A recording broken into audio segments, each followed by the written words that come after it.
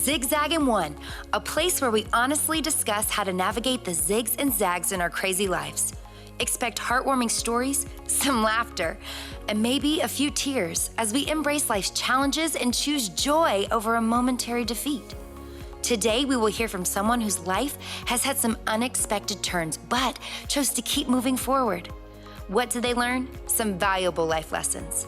Zigs and zags are also a part of our host, Melanie Brown's journey. She too had to find the determination to never give up. What are we waiting for? Let's dive in.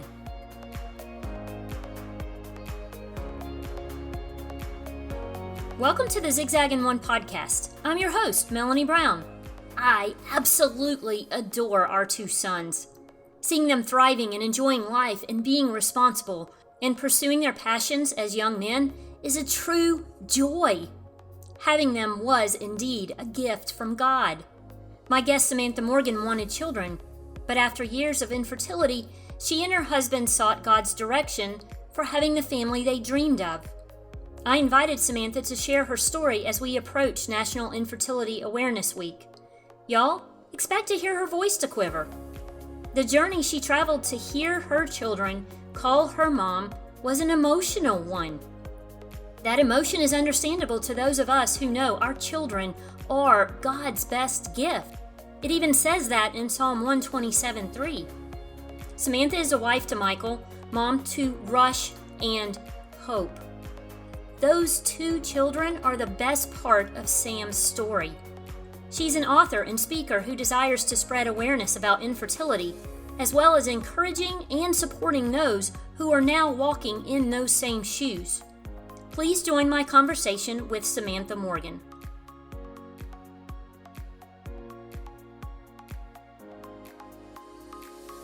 National Infertility Awareness Week is coming up, April 18th through the 24th this year.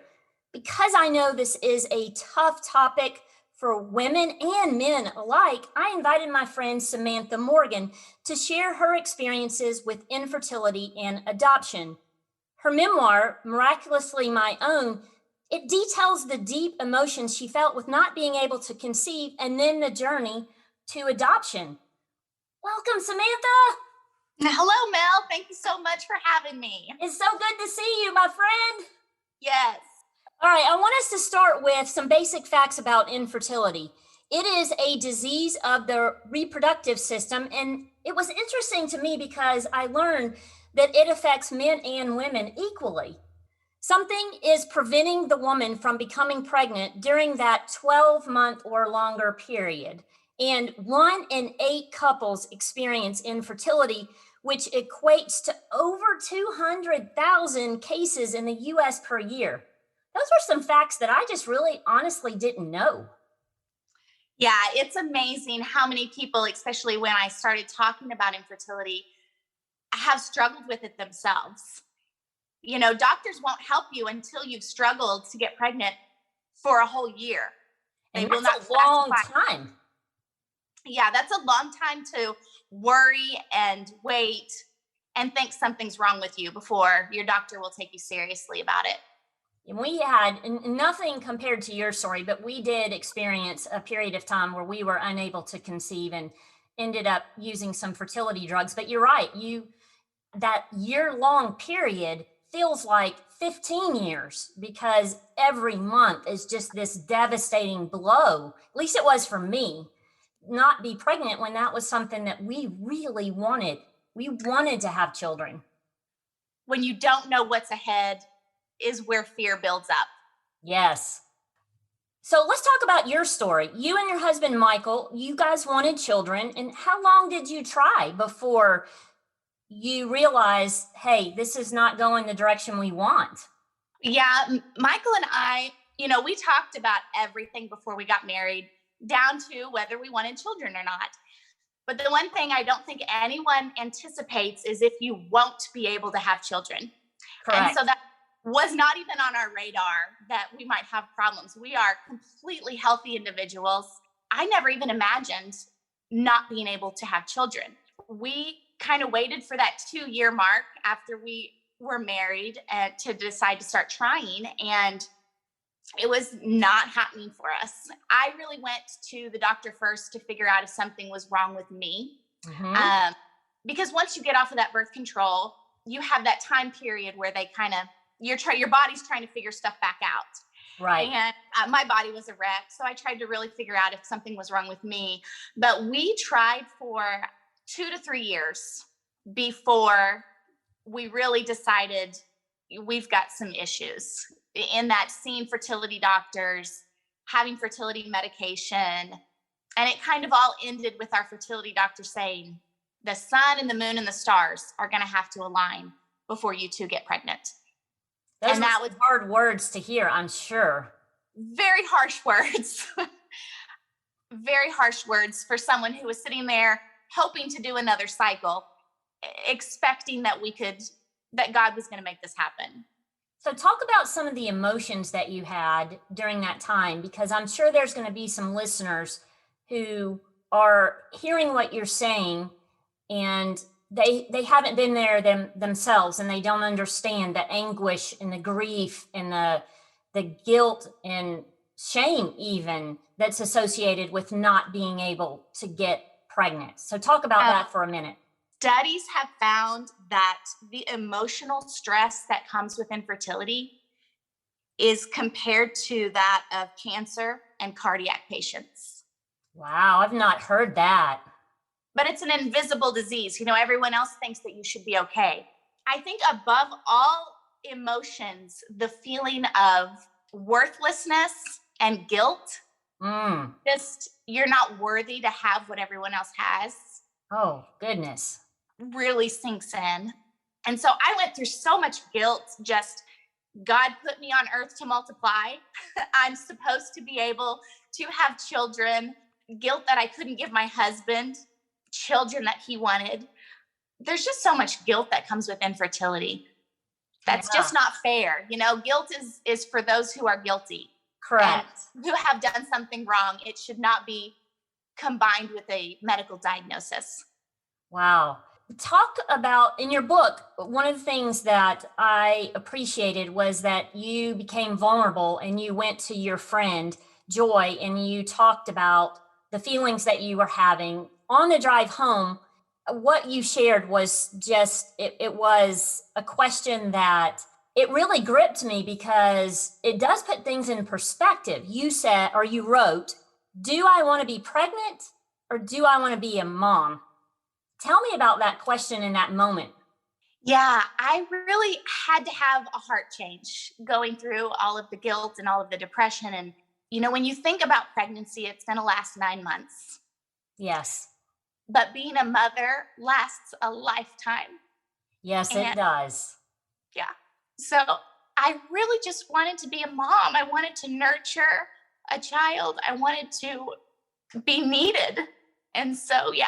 That was really when my mind and my heart shifted from, do I have to be pregnant to be a mom? No, I didn't. I didn't have to be pregnant to be a mom. And I was already a teacher, an elementary teacher, and I loved kids. I knew that I didn't have to give birth to get the title of mom. And that's just kind of when it really sunk in. I absolutely love that. And another topic that you and Michael had, a discussion that you had, also offered one of those sentences. When I read the sentence in the book, I was like, wow, these guys are pretty profound and deep. They're so reflective. It made me realize that the journey that you guys went through gave you so much time for reflection and perspective and priorities. And that was one of the big takeaways for me in your journey, is not just the emotional that we talked about a second ago, but it gave you and Michael time to really reflect. And what happened in this part of the book was that Michael wasn't so sure about the adoption process. He wasn't on board yet.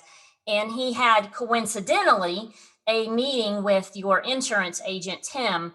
I found it so interesting how it all kind of unfolded in the situation.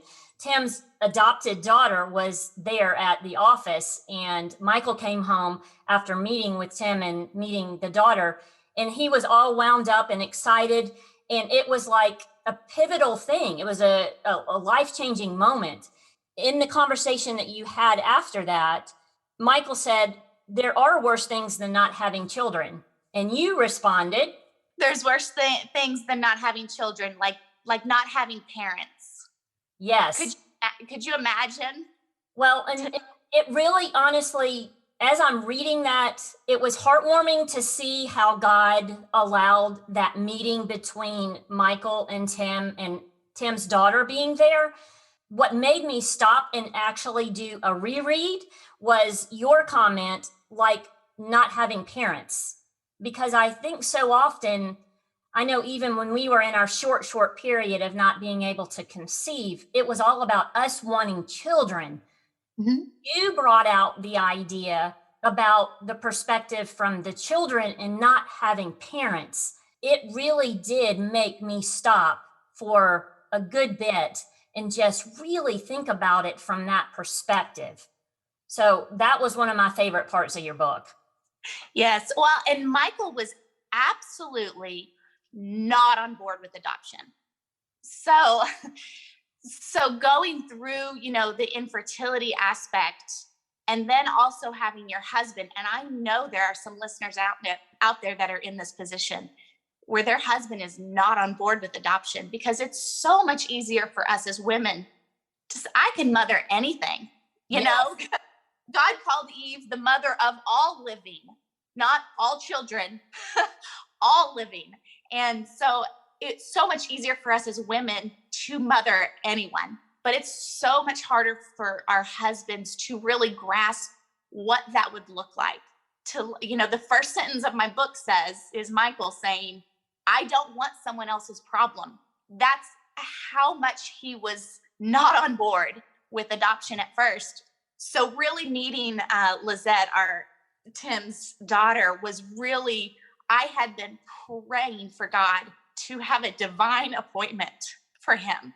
Well, it was. I'm telling you, that part was just, it was one of those moments where when I was reading it, it was so clear to me that it was God orchestrated. Because sometimes in our lives, we only see those God fingerprints in hindsight. We're like, oh my goodness. But when that happened, I was like, oh, we about to have some big changes in the Morgan household. Because I just see how him coming home and just being excited about meeting this little girl.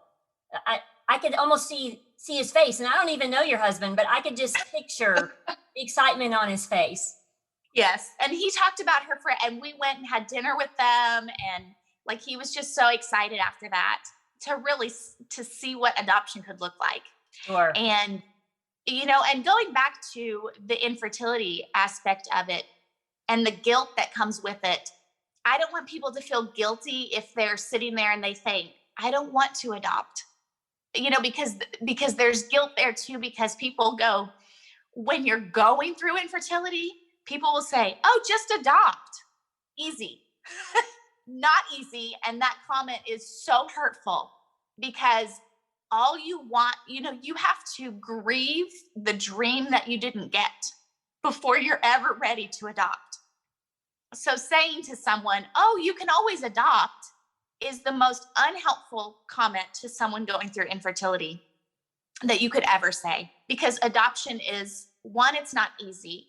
And two, it is a healing process that you have to go through. And adoption does not cure infertility. Those scars of infertility will always be there. Those questions will always be there.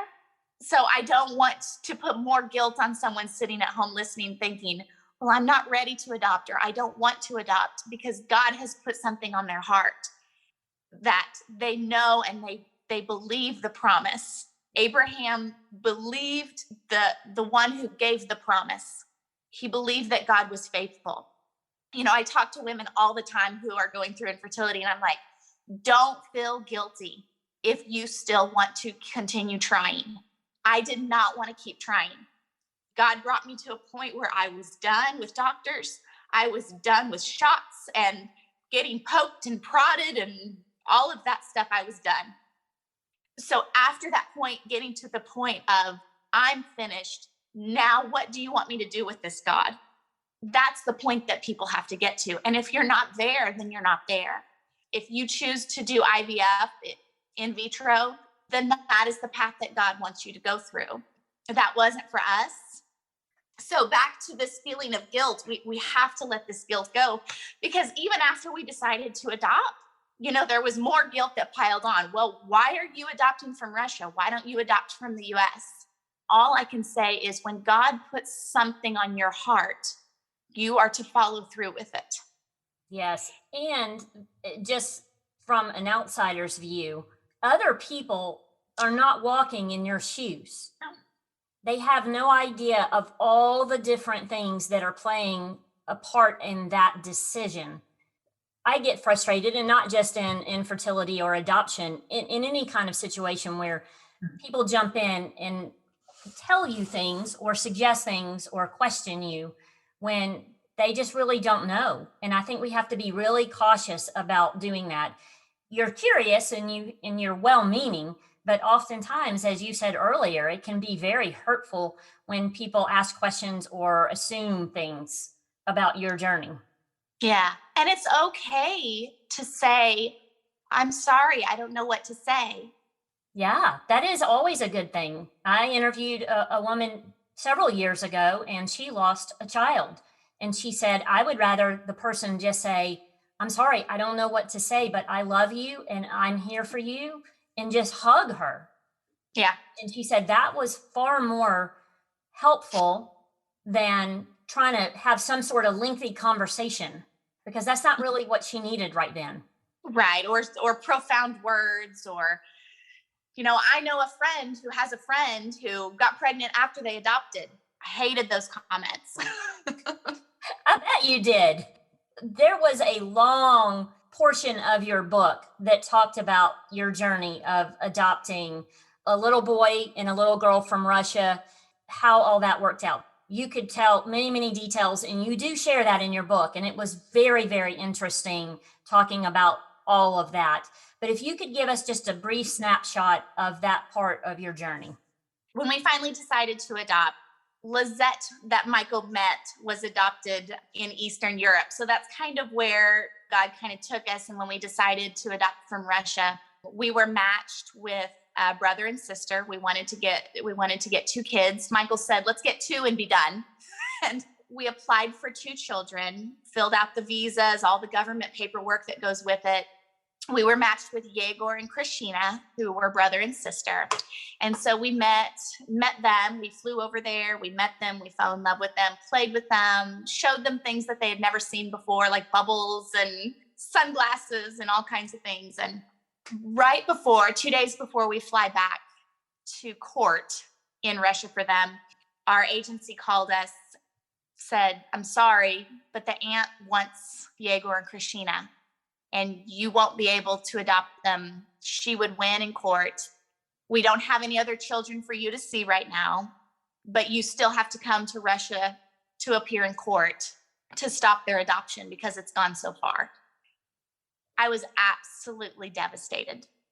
Well, I was devastated for you. That was very tough part of your book to read, because I knew from all that I had read previously, the anticipation and the excitement and the bonding that you had already gone through, the plans you had made, all of that. And then at the very last minute, that was heart-wrenching for me. I can't even imagine the emotions that you guys felt from that situation. How did that impact you as far as your relationship with God? Because you have to question. I mean, you're human. You have to question, why, God, would you take us through all of this to put a major barrier at the very last minute? So I don't want to insinuate any kind of emotions. I'd like for you to talk about that. Oh, I was mad. I was so mad at God. Going through such a tragic event, like that, where you have your infertility, where you have hopes and dreams for a child that you don't know. And then to have hopes and dreams for a child that you do know, and then them being taken away from you, it was like they died. I was so angry at God. Didn't understand why, didn't understand what I had done wrong. Back to the guilt. Am I guilty of something? Do I deserve this? Yeah, that was incredibly heart-wrenching. I can only imagine that it took a lot of time alone, of again reflection, and just probably even some solitude, and just time to get away from all of it, because I'm sure there were so many reminders. I know you'd already gotten a room ready for them, and so that reminder is there in your home every single day. So Yeah. If it wasn't for my husband, dragging me back on and just really bringing me back to reality and saying it's okay. We can get through this. After that phone call, the plane was late. We missed a flight. We missed international flights. We ended up in Germany, stranded. And so nothing was going right. I had a little fit on the airplane, on the airport floor. And my husband just looks at me and goes, "Get up. You look ridiculous." You need those people in your life to sometimes say, "Get up. You look ridiculous." yeah, and I can only imagine that at the time you were so lost in the emotions that you didn't even really care, but you did need somebody to kind of get you back on track. Yeah. So how long before you got a call that there was a little boy to adopt? And were you guys interested? Well, we were actually on the way to the first to get to leave, and we got a call that they may have a little girl for us to visit, and that they didn't have two children because we had applied for two, but they had a little girl we could visit. We appeared in court, and while we were in court is when the little orphanage director brought us in real close and talked to us in Russian, and our translator said, "She says she has a baby for you. She wants you to come meet him." And so then I was confused that you had a baby boy. That was our son. She had went and handpicked him for us. Everyone in Russia was so kind to us, so upset with us, because they kept saying, "This doesn't happen. This does not happen." So we knew that it was a divine, that God was working when we didn't see what was happening. He was working when I was throwing my fits. And that's the beautiful thing about God in my life experiences, is even when I don't feel like I can hear him, I can see him, I don't see anything happening. It's like that song Waymaker that's been so popular here recently. Yeah, he's working. You will see it, maybe not right away, but you will see it. And Yes. in your book, definitely that was happening. That And little like, boy can't see it until hindsight. right. To look back. Right. And that little boy that they suggested to you was the one, your son. I want you to talk just a little bit about the journey with him and how it ended with you bringing him home. Well, I knew immediately when I saw him, I was done. Like, he was 10 months old, and they brought him in and they said, "Americans do not get babies. Like, you do not get babies. This is special." So I knew immediately that he was ours. So we met him, and then we also had a little girl to visit because we had applied for two. And so we met the little girl on the next day, and then we had to decide on Sunday if we were going to take both of them or one of them. I was so torn what to do. My husband, who didn't want anything with adoption to start with, wanted to take them all home. And so that's just another, like, ladies, do not stop praying for your husbands. Yes. Because, I prayed and prayed for God to soften his heart, and he mushed it up. So he wanted to take them all home, and I just did not feel like the little girl was ours. I didn't feel like God was giving me the green light. I didn't feel like when the agency worker came, we said, "We definitely want the little boy. We want him. He's ours." So we're just not sure about her. And she's like, okay, I'm going to go next door and visit with the couple next door. And so she left. I just had this peace come over me, a Holy Spirit peace that said, she's not yours. She is somebody else's little girl. And I just told Michael, I said, go knock on that door and tell her before we change our minds, before I change my mind. And so Michael went over and knocked and said, can you come back to our room? And so when she came back, we said, we want Nikita, but we do not think that the little girl is ours. She said, oh, congratulations. So good. Happy for you. And she told us that at that moment that Michael knocked on the door, she was over there telling that couple that their adoption had fell through. And the beauty in that is they were there for a daughter. And so they went the next day and visited Hannah. They adopted her, and I still am in contact with them, and I get to see her grow up, and she looks just like them. And Rush is where he belonged. Everything was just a divine. You can't see it until after, when you get home and can reflect. Because I didn't have time to reflect while we were there. It was get on the plane, go to court, meet this kid, decide. That's what it was. I'm so glad that I really listened to the Holy Spirit that was saying, she's not yours. Yes. Because we could have said, no, we want them both. You could have, and I think there would have been great things that came of it, but I also know more of the story in that there is a little girl that came along later.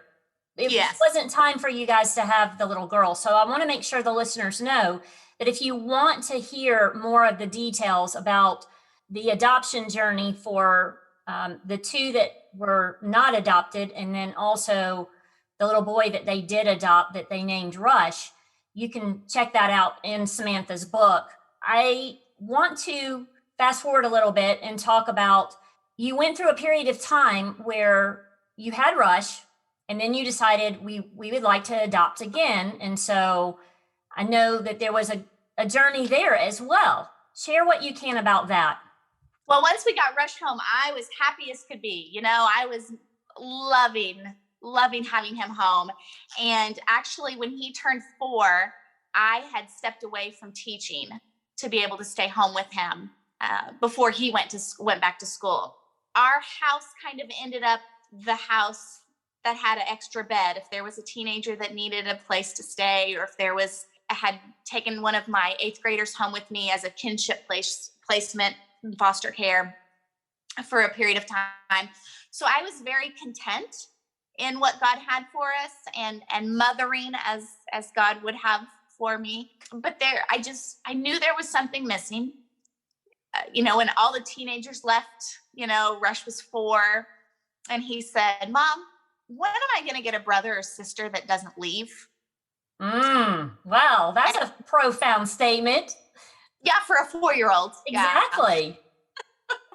So I knew that honestly, I felt like I was being selfish, like we could have done this, but I really thought God could make me pregnant if he wanted to. And he could. The first time we were going through infertility, I really asked God to take the desire of pregnancy away. I didn't want to desire being pregnant. And I know, because I have friends that said, all I want to do, I just want to be pregnant. Like, I want to experience that. I asked God to take that away. So I wasn't really interested in being pregnant. So I knew that we needed to start the adoption process again. So when we started that, I really felt like God he promised me a girl. He took a girl away from me. I knew I was going to get a daughter. I didn't think God would make me wait as long.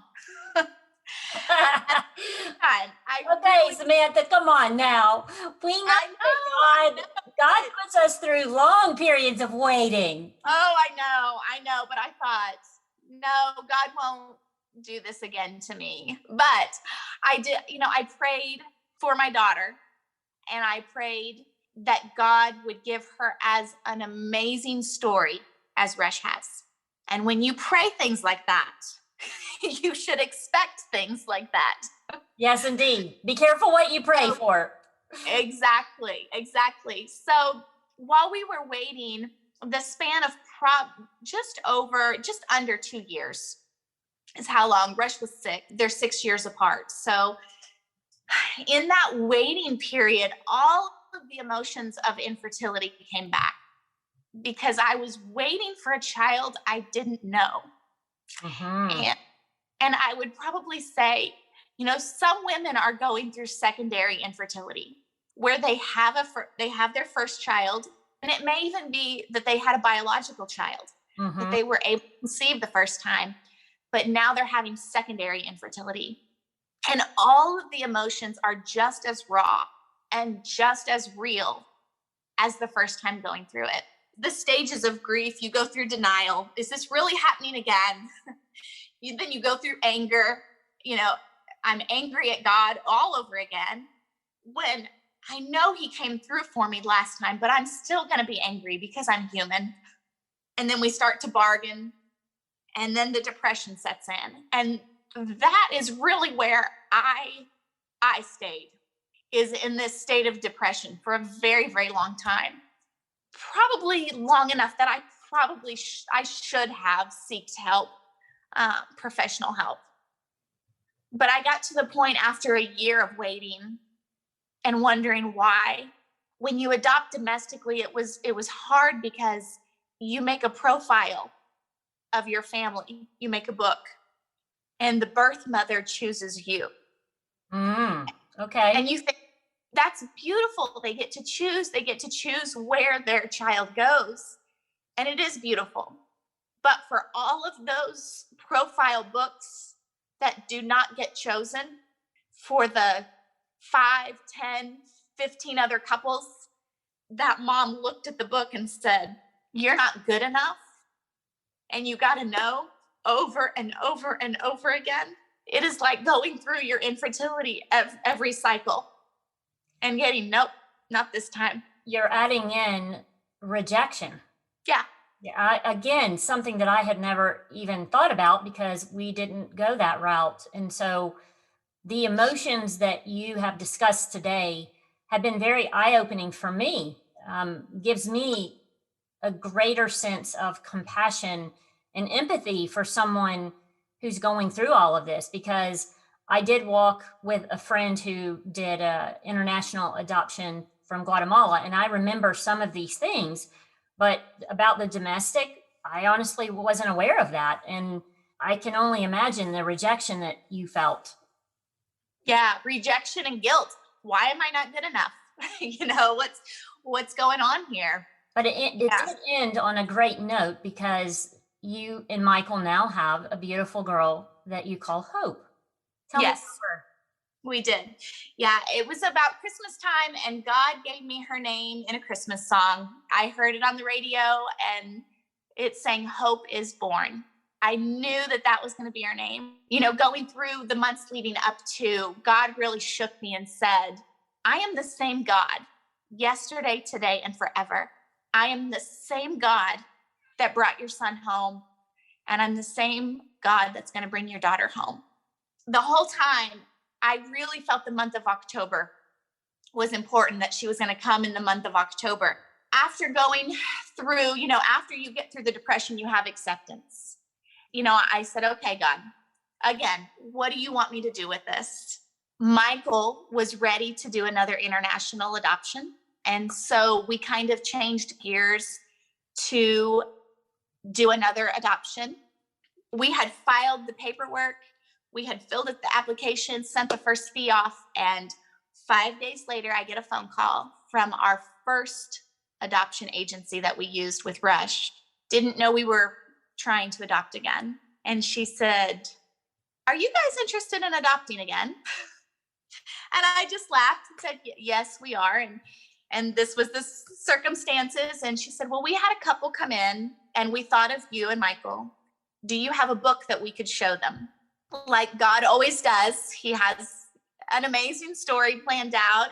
So I took them a book, and they looked at our books. It was probably a month later, after when we finally got word that they wanted to meet us.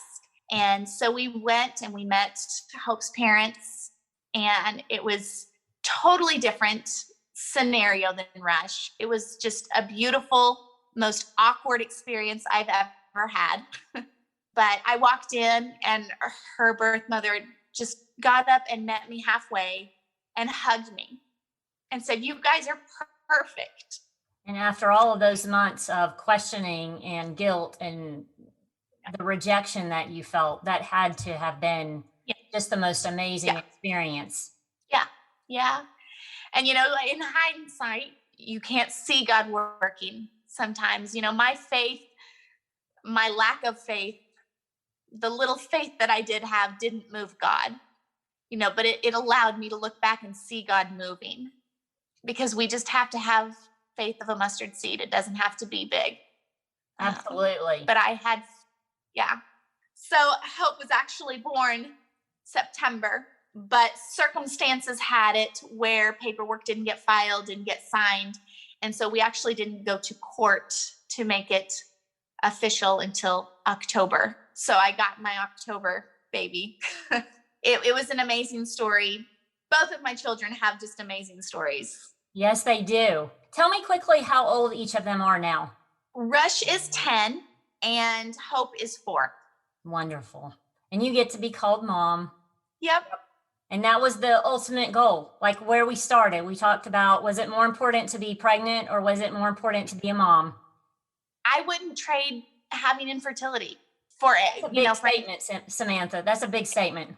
It is. I wouldn't wish it upon anybody, but I'm thankful for what infertility, because I'm a much more empathetic person, but I have a much deeper relationship with Christ because of it.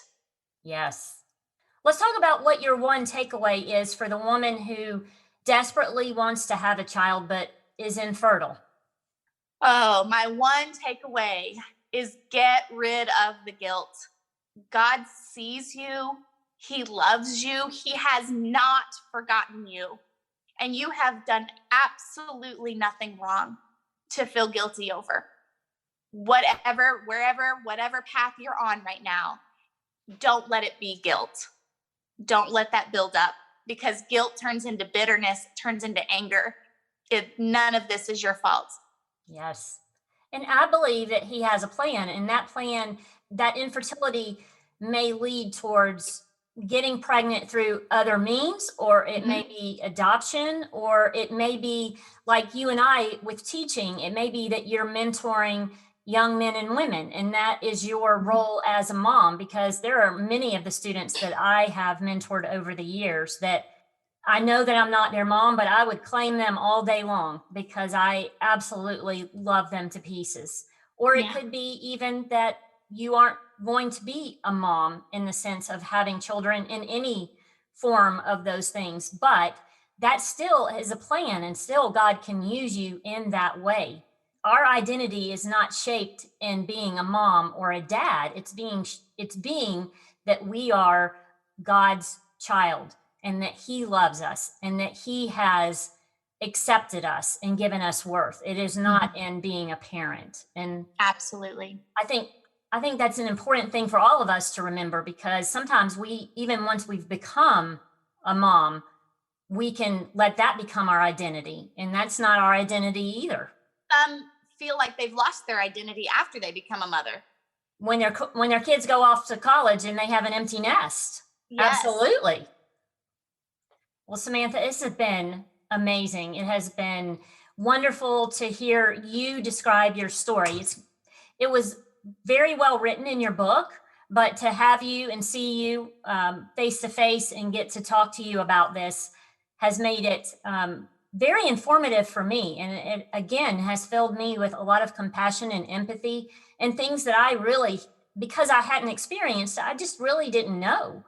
And so I'm glad that we had this opportunity to talk as we approach National Infertility Awareness Week, because I know that there are, according to the statistics that we shared at the beginning, 1 in 8 couples. That means if we go out in our neighborhoods, there are men and women in our neighborhoods that are experiencing it now or have in the past. And so this is a topic that I'm learning will impact us, whether it's our own journey or somebody that we know or somebody that we love and care about. So thank you so much for sharing your story today. You are absolutely welcome. I feel like that is why God has kept me in this community.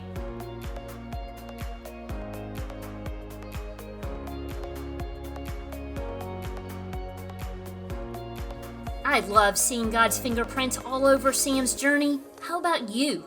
Thank you for joining Samantha and I today. If infertility is part of your story, I encourage you to get a copy of her book, Miraculously My Own, as it is filled with insight, her encouragement, and an understanding from someone who has gone through the fire and now praises God for his faithfulness. You can learn more about Samantha at rushtohopeministries.com. Please share this episode on your social media to spread awareness about infertility. You likely have someone on your Facebook or Instagram that is struggling with infertility and would benefit so much from hearing Sam's story. And if you know someone personally who is walking this road right now, could you please send them a link? Thank you so much for listening. And remember, when life zigs and zags, and you know it will, keep moving forward.